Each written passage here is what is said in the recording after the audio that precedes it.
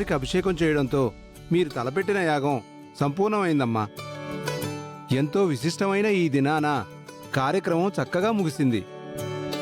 ఎలాంటి ఇబ్బందులు లేకుండా ఈ అమ్మవారి ఆశీస్సులతో చల్లగా ఉండండి. ఇంక నేను ఉంటానమ్మా. ఈ రోజే డౌన్లోడ్ చేయండి, మీ ఫేవరెట్ షోస్ చూడండి.